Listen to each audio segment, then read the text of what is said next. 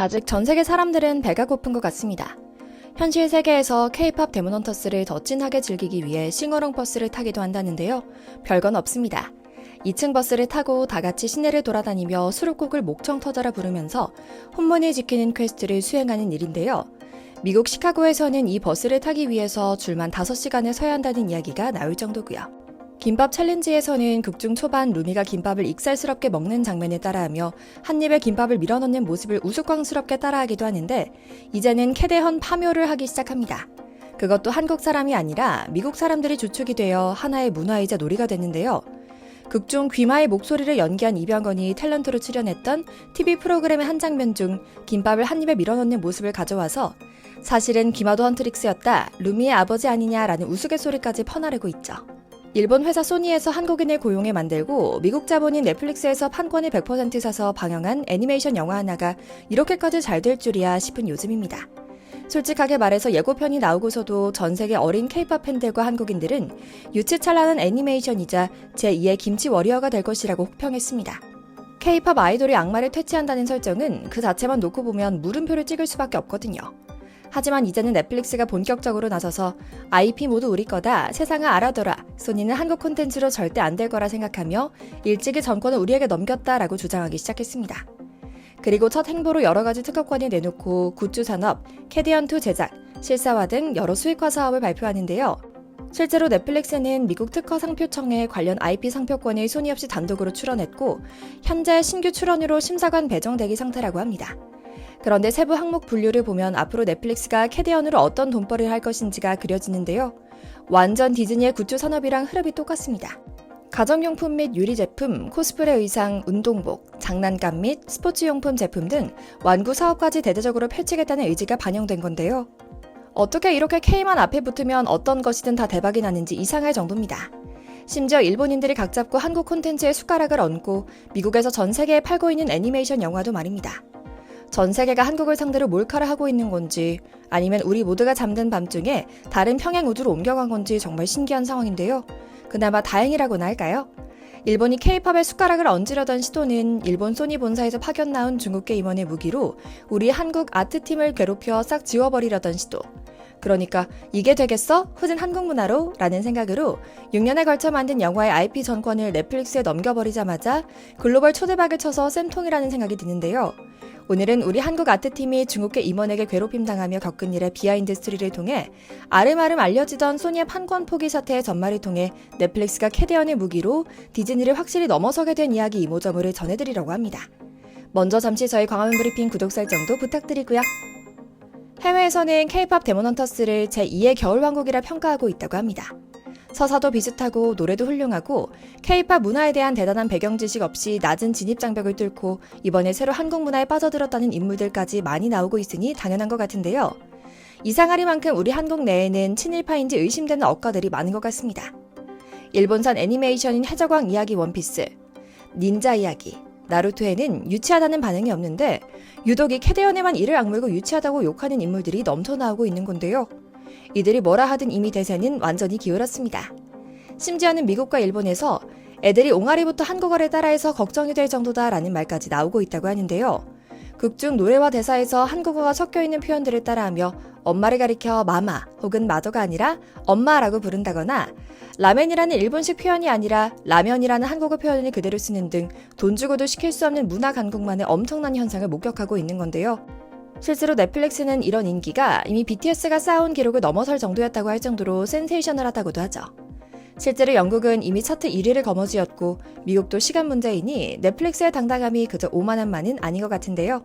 참 신기한 일입니다.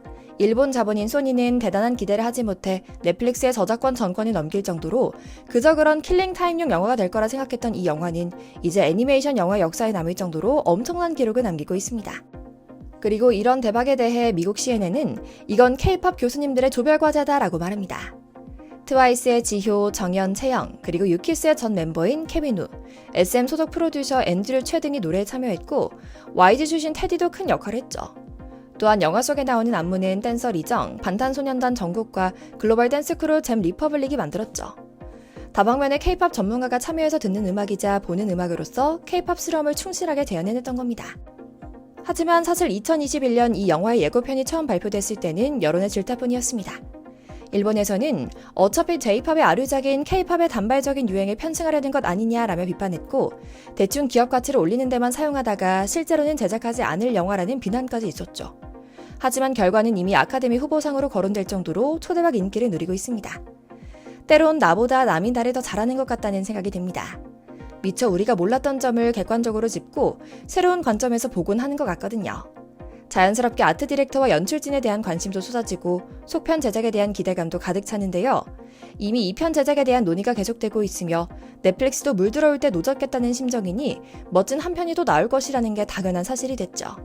오히려 팬들은 괜히 오징어 게임 2, 3처럼 급하게 만들어 망치지 말고 5년, 6년 걸려도 좋으니 천천히 제대로 만들어달라라고 말하고 있을 뿐인데요.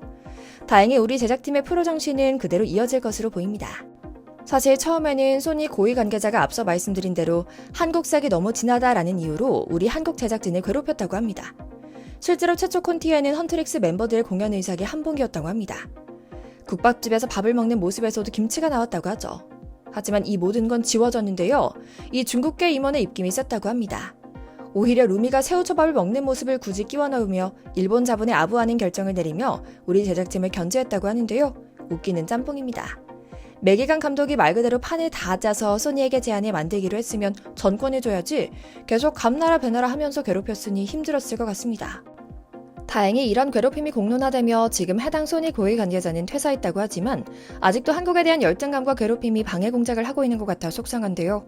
그럼에도 앞서 말씀드린 것처럼 캐대언에 관련한 모든 정말 우리도 잘 몰랐던 과거 대중문화 자료를 파묘하고 속편 제작에 대해 쏟아지는 관심은 벌써부터 엄청납니다. 음악의 미술까지 정말 홀릴 수밖에 없는 K컬처 종합 선물 세트였던 것 같은데요. 정말 신기한 것은 이 일본 사람들과 미국 사람들의 쿵짝이 엄청난 시너지를 내서 한국 문화가 멋진 상품이 됐다는 겁니다. 아마 이로써 완전히 시대가 갈라질 것 같습니다. 더 이상 K-팝 등 K컬처는 더 많이 퍼지길 기원하는 더 알려져야 하는 분야가 아닌 겁니다. 그냥 이제는 가장 한국스럽게 뭘 만들어 내놓아도 전 세계 모두가 잘 알고 소비하는 문화가 됐습니다. 당장 K-팝 데몬헌터스만 봐도 K-팝을 좋아하든 좋아하지 않은 우리를 비롯해 전 세계의 K-팝은 이미 익숙한 시대적 코드가 됐습니다. 세밀한 특징과 이를 바탕으로 한국의 다양한 모습을 표현한 것을 그 어떤 팬층이 보더라도 편안하고 쉽게 즐길 수 있게 됐습니다. 참 신기한 일입니다. 일본 자본인 소니는 대단한 기대를 하지 못해 넷플릭스의 저작권 전권을 넘길 정도로 그저 그런 킬링타임용 영화가 될 거라 생각했던 이 영화는 이제 애니메이션 영화 역사에 남을 정도로 엄청난 기록을 남기고 있습니다. 그러다 보니 영화를 보고 음악을 듣는 외국인 아이들은 그 누구보다 한국의 문화에 깊이 감화되고 한국어 표현들을 자연스레 쓰는 지경에까지 이릅니다. 목소리가 잘 나오지 않아 무대를 망쳐버린 날 헌트릭스 멤버들은 다 같이 국밥을 먹으러 가는데 수저 밑에 휴지를 깔고 먹습니다. 멤버들을 위한 휴식의 공간이자 싸움의 무대가 되는 곳은 다름 아닌 목욕탕이고요. 인기 연예인과 한의사가 함께 찍은 사진을 벽면에 잔뜩 걸어둔 한의원의 풍경. 핫도그 가게와 인생 네컷 부스가 보이는 거리에도 조금씩 익숙해져 갑니다. 그걸 한국 여행을 와서가 아니라 저기 미국 시골 강촌에 덩그러니 있는 집 거실 소파에서 스며들고 있으니 얼마나 대단한 일인가 싶습니다. 그 누가 상상이나 했을까요? 일단 다 만들어서 넷플릭스에 팔아버린 소니는 못한 것 같습니다. 그리고 이번 영화의 성공은 넷플릭스에게는 디즈니를 넘어선 역사적인 변곡점이 소니에게는 투자에 실패한 스스로의 선구안을 탓하는 기회가 됐습니다. 우리에게는 손 안 대고 코푼 한국의 문화를 널리 알리고 호감 이미지를 전 세계에 뿌린 값진 기회가 됐죠. 단순히 우리나라 회사가 우리를 소재로 만들어 흥행하며 벌어들인 부가가치를 넘어서는 수준인 겁니다. 앞으로 또 어떻게 실감나는 우리 문화를 그려낼 작품이 나올지 벌써부터 기대되는데요. 전 세계 아이들이 Let It Go 대신 골든과 소다팝을 부르며 한국어를 말하는 가자가자가자를 외치고 한식을 먹는 믿기지 않는 세상에서 살아가고 있는 요즘 감사한 부부며 오늘 영상 마치겠습니다. 저희 광화문 브리핑 구독, 좋아요도 부탁드리고요. 오늘도 시청해주셔서 감사합니다.